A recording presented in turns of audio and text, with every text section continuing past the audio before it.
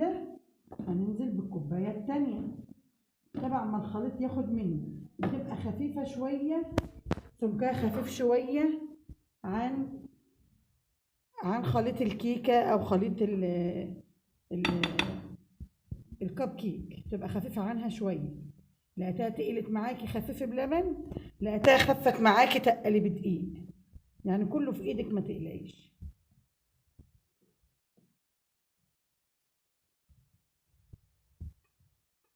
كده هنضيف شوية البهار اللي هو الكمون والشطة،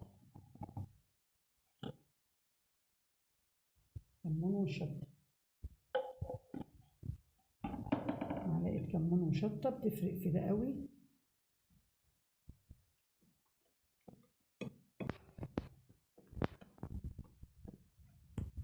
لازم يا جماعة